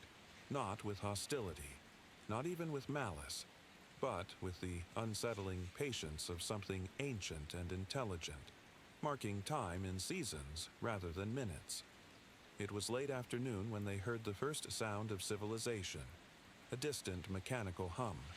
Travis perked up. What is that? Ben raised a hand, eyes squinting, then it came again. A faint engine. A helicopter. They reached a break in the trees moments later, an old fire road, barely wide enough for a truck, and there, in the clearing beyond, a team of rangers stood beside, a parked vehicle, radios buzzing. One turned and shouted, "Hey, over here!" Relief crashed over them like a wave. Holly nearly collapsed. They hurried forward. Dana was rushed to the back of the truck. Medics, real medics, checked her vitals, wrapped her leg, fed her water. Someone handed Ben a blanket. He didn't remember sitting down, but suddenly he was on the grass, staring up at the canopy above. A ranger crouched beside him. "You, the group from the Northern Trail?" Ben nodded slowly. "You're lucky," the ranger said. "This place, it's not safe anymore. We've had multiple disappearances in the last few years. We were close to closing it off." "You should," Ben said softly. The ranger blinked. "Did you see anything?" Ben hesitated. Then, "Just trees." A lie, but one the ranger accepted. Later, in the truck, as they bounced along the trail toward town, Ben sat in silence beside Holly. Travis was up front with Dana, holding her hand. Holly leaned in. "You're not okay." Ben didn't respond. She tried again. "What happened back there? It changed you." He turned his head toward her. "It marked me. I saw your name." "I don't think it was a warning," he said. "I think it was an invitation." "To what?" Ben looked out the window at the trees sliding past. "They showed me the forest's memory. All the people, all the blood. It doesn't kill out of instinct. It selects." She shivered. "And you think you're one of them now?" "No." He shook his head. "But I think I understand them now. And that scares me more." They didn't speak again for a long time. The forest faded behind them, but it didn't feel like an ending. Not really, because somewhere out there beneath the canopy of Black Ridge the monolith still stood. And when the time came again, it would call, and someone would answer. 3 days later, the hospital smelled like antiseptic and stale coffee. Dana lay asleep in a bed surrounded by monitors, her leg bandaged, color finally returning to her face. Her vitals were stable. The infection was under control. She was going to live. Travis sat at her side, fingers interlocked with hers. His face had aged, creased and dark under the eyes, but he didn't look broken. Just quiet. Still. Ben stood by the window. The room was high up, and outside the mountains stretched along the horizon in lazy waves. Black Ridge was one of them.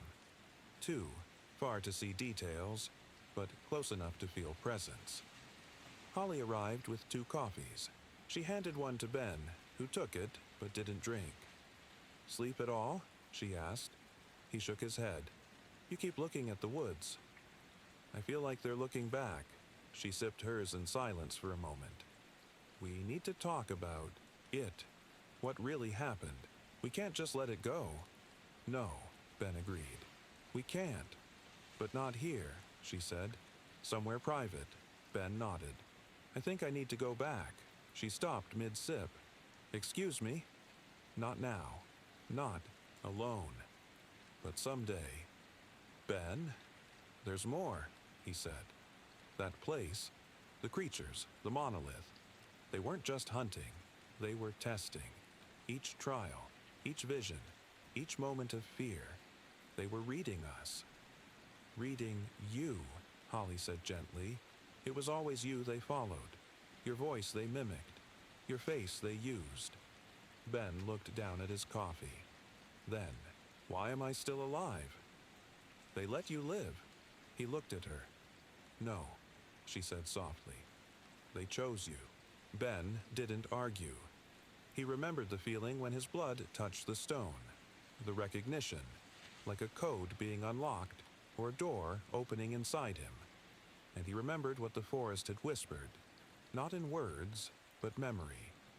Every soul before, him, every sacrifice, and the line that stretched back through centuries. He wasn't special. He was just next. Holly sat down in the chair beside him. So, what do? We wait, Ben said. For what? For the signs, for the calling, for whatever comes next.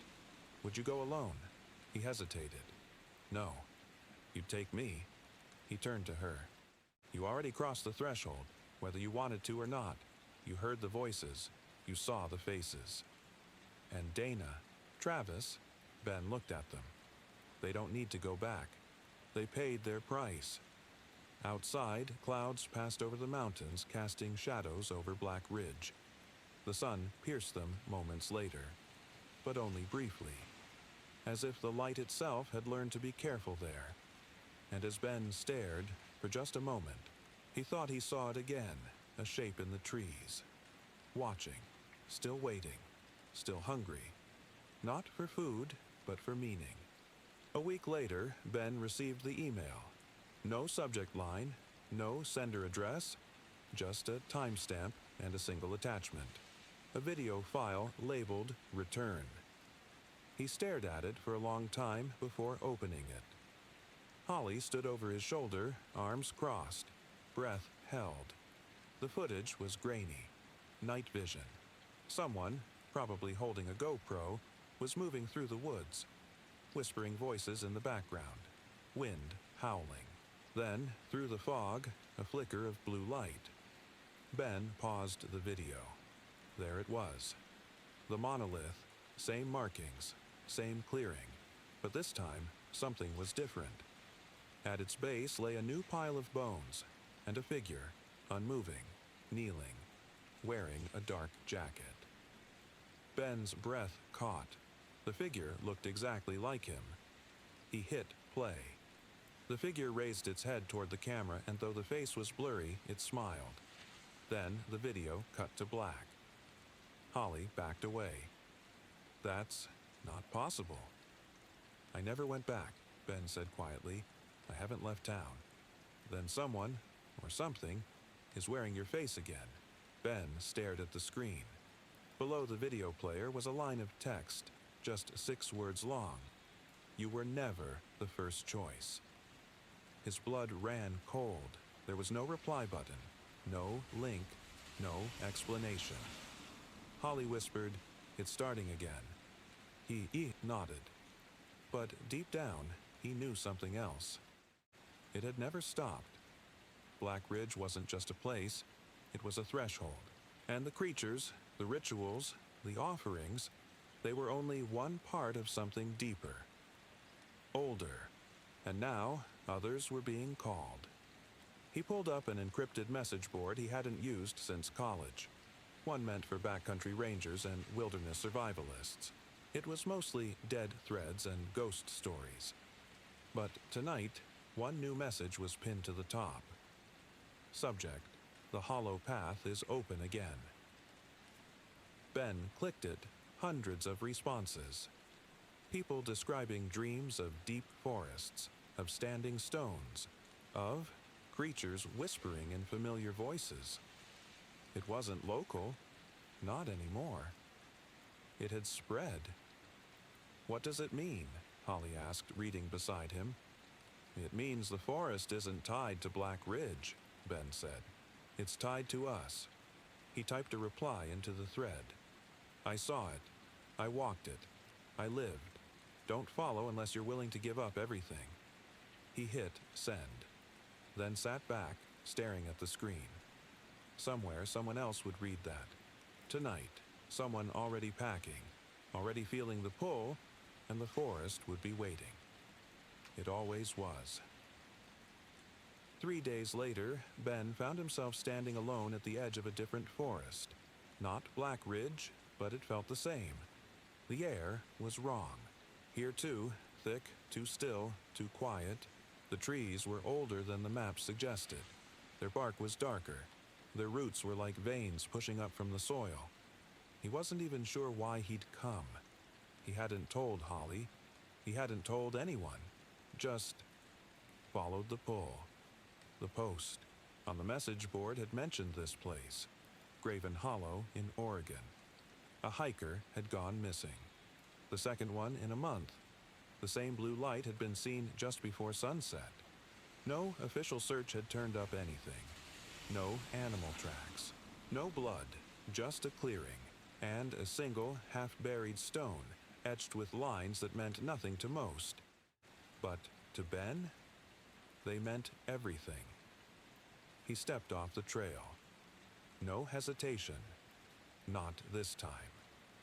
Because the moment he crossed the tree line, he felt it again.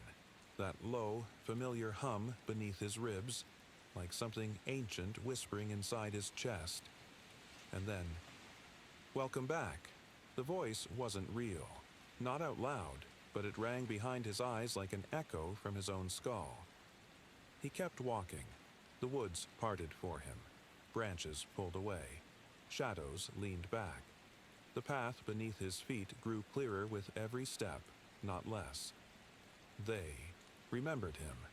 That was the part that frightened him most. The further in he walked, the more his skin itched. His hand, the one that had bled onto the monolith, felt warm. Almost alive. He pulled off the glove. The scar across his palm glowed faintly blue. Veins like tiny rivers pulsed beneath the skin, circling the wound. He should have turned back, should have felt fear, but instead, all he felt was familiarity. Not peace, not comfort, just recognition. The same way you recognize your own reflection, even when it's warped in water. Ahead, through the fog, a shape emerged. Another stone, another monolith, identical to the one from Black Ridge. This one was cracked down the center. The symbols along its base had been freshly carved, but instead of names, it held a single word: returned. Ben touched the stone, and in that moment, something entered him. Not violently, not even physically. It was a knowing, a gift, a burden. He staggered back, eyes wide. He saw flashes, mountains he'd never visited, forests across oceans, deserts, ice, jungles, everywhere, and in every place, stones, carvings, rituals, and always someone standing before them, bleeding, sacrificing. Ben fell to his knees. He didn't scream, but the forest did. A long, deep groan through every tree, every root, every leaf, as if it had exhaled for the first time in centuries, and from behind him, dozens of footsteps approached. Ben didn't turn. He knew who they were, or what, because now he was part of them, and they of him. The forest wasn't calling him anymore. He was calling others. The footsteps didn't come fast.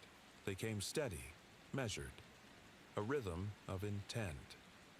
Ben rose slowly to his feet, the glow in his hand fading back to skin tone, but the warmth remained under the surface, like a hot coal smothered by flesh. He turned and saw them. Not the creatures from Black Ridge, no mimicry, no claws, no crooked limbs. These were people, or at least they had been. Men and women of different ages, dressed in flannel and hiking gear, old jackets, even uniforms from past decades. Some looked modern, some did not. One man wore an orange vest with a rusted forestry badge. A woman held a faded trail map from the 1980s.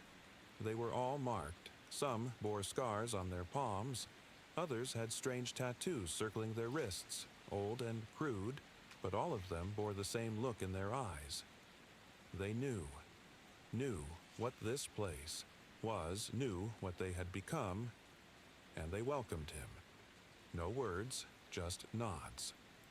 Ben stood inside a circle now, not drawn in chalk or rope, but implied by presence. 30, 40 others, all facing inward. At the center, the monolith glowed again. Blue light leaked from its cracks. A low vibration rolled through the clearing. A woman stepped forward from the crowd. She was tall, with gray hair and a scar across her cheek. She looked at Ben, not with curiosity, but acknowledgement. "Black Ridge," she said softly. He nodded. "Foster?" Another nod. She exhaled like that confirmed something. "Then it's begun." "What has?" She didn't answer right away, just turned back to the stone. "This place. Graven Hollow. It's one of the first. A cradle. Before the ridge. Before the old names." Ben's pulse quickened. "The forest showed me places. Mountains, deserts, even the Arctic." She smiled faintly. "It's not just one forest." The others began to move. Each took a position in the circle. Hands out, palms. Open, showing their scars. The monolith pulsed in response. "Then what is it?" Ben asked. She looked at him, and in her eyes, he saw centuries. "It's the memory of the world," she said, "the part that never stopped listening." Ben stepped forward into the true center. The air thickened. The forest grew darker. "This ritual," he whispered. "What's it for?" She studied him. "To remember us," she said, "so we don't forget ourselves." Ben raised his bleeding hand again. The stone flared, and the circle of marked ones began to chant. Softly at first, then louder. Ben didn't know the words, but somehow his mouth joined them anyway, and in the ancient forest the ground shook with approval. Because the forest didn't just hunger for blood. It thrived on memory, and tonight a new chapter was being written. In blood. In silence, and in the hollow spaces between every heartbeat. The chanting grew rhythmic, pulsing in time with the thrum of the monolith. Ben could feel it now, not just through the air, but inside him, vibrating in his bones, syncing with his heartbeat. The others circled him like orbiting planets, faces, illuminated by the soft, supernatural light. They weren't strangers anymore. They were mirrors, reflections of what he had become. The gray-haired woman stepped beside him. "The forest changed you. You feel it, don't you?" Ben nodded, unable to speak. His throat was tight, not with fear, but with something heavier. Grief, acceptance, clarity. She pointed to the stone. "Do you remember what it whispered to you?" He closed his eyes. "You were never the first choice." The words still rang, in his head like a curse. She tilted her head. It wasn't a rejection. It was a warning. A warning for what? She looked at him with eyes dark as old soil. That you'd have to become more than you were. The glow of the monolith surged, and the chanting slowed. The people around them fell silent, one by one, until only the rustle of wind remained. Ben stepped closer to the stone again. "I don't know what to do next." "You don't have to," the woman said. "The forest remembers. It will guide you." "But why me?" he asked. "Because you chose to understand, and that's rarer than fear." He looked down at his palm. The scar had stopped glowing, but the skin around it pulsed gently with each beat of his heart. "This isn't just about survival, is it?" he asked. She shook her head. "It never was." Ben turned back toward the circle. The others watched, him in reverent silence. Some were smiling, some crying, but all of them bore the same expression. recognition, of the pain, of the path, of the bond that connected them across distances and time. "You're not alone," she said, sensing the weight. On him, he looked at her. "But I'm still changed." "Yes," she said softly, "and you always will be." The clearing began to shift, not visibly, but in sensation. The trees leaned inward, the monolith dimmed, the air calmed. The ritual, for now, was complete. One by one, the others stepped away and disappeared into the woods, vanishing without sound, as if walking into dreams. No one said goodbye. Ben and the woman were the last to leave the circle. She gave him one final glance. "Where will you go?"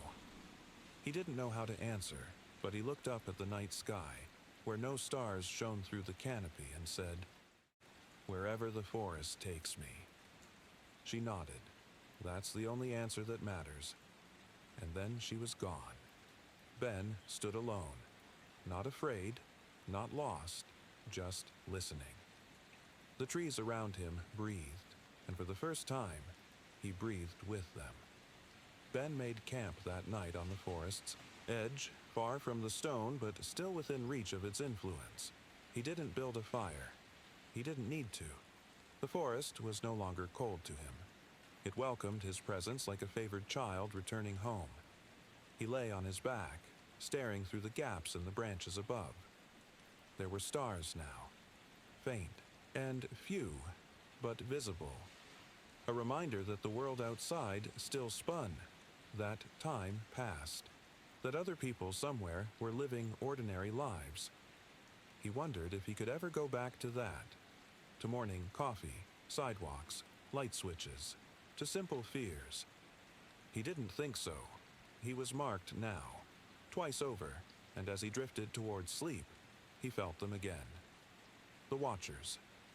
Not creatures, not human, not even entirely present, but aware. Eyes that blinked without pupils, presences that leaned in without form. They circled him, silent, intangible, yet undeniably there. And they spoke, not in words, not in voices, but in sensation. A slow, creeping tide of understanding washed over him. They had been watching the world for millennia, before cities, before language, before even fire. They didn't interfere. They didn't demand worship. They observed and recorded. Every ritual, every bloodletting, every pact formed in desperation. These were memories, not sacrifices. Ben had joined their network, a living node in a web stretched across time and space. He didn't know how. He didn't need to. He only needed to listen and remember. The Watchers moved through him, around him, a spider crawling across a taut thread, a heartbeat echoing through, stone. And then they withdrew, not gone, just watching again, waiting for the next story. Ben sat up slowly. The forest was silent once more, not hollow, just full of knowing. And he whispered to no one and everyone, "I see you now." And the trees answered with stillness. The moonlight brushed his face like the hand of a mother saying goodbye. And far, far off in the distance, a scream broke the calm. Ben's eyes opened wider. It hadn't come from this forest. It had come from another place, another monolith, another ritual beginning. And he understood then. His story wasn't an ending. It was a prologue. The scream echoed through the trees like a final bell tolling at the end of a long ceremony. Ben didn't flinch. He stood slowly and looked toward the east, where the scream had come from. It was faint now, but it lingered. He knew what it meant. Another had been chosen. Another place had opened, and the cycle continued. But he wasn't afraid. Not anymore. He packed what little he had. Just a notebook, the old camera, the flare gun, The knife was gone, left at the stone engraven hollow as an offering. It belonged to the forest now. As he walked back through the woods, branches parted for him. Animals watched but did not run. The wind moved gently in rhythm with his steps. By the time he reached the edge of the forest, the sun had begun to rise, real, golden, warm. He emerged into the world like a traveler returning from a forgotten war. Clothes torn, hair wild, eyes distant. A car passed him on the road, slowed down, then sped up again. He didn't wave. He just walked. Back into the world. But he was never really back. He was elsewhere, even when standing on pavement. A week later, Ben mailed a package. You. Return address. Inside, the memory card, 2 pages of handwritten notes, and a sketch of the monolith, down to every carved line. It was addressed to a research group out of Montana that specialized in lost civilizations and backcountry folklore. He didn't expect a reply. That wasn't the point. He was planting seeds, leaving breadcrumbs. The forest had asked for memory. He was giving it legacy, and across the world, others began to hear the call. An artist in Finland who dreamed of bluestones and clawed trees. A soldier in Namibia who saw a face in the fire whisper his name. A child in British Columbia who began carving circles into the dirt and repeating words no one had taught her. The hollow path was no longer hidden. It was spreading, not like a curse, like a network. And Ben, walking through towns now, quiet and faceless, carried that truth with him. His scar never fully faded. Sometimes it would glow faintly in moonlight. Sometimes it would ache before a storm. Always it would pulse when someone nearby was close to their calling. He didn't seek them out. They always found him. And in quiet. Places, in libraries, train stations, or the woods behind rest stops, he would speak with them. Not as a prophet, not as a leader, but as a witness. To what lurked behind the veil, to the forest that remembers. And the truth was simple. The creatures were real. The rituals were real. And when the hollow path opened again, it would not be with violence, but with invitation.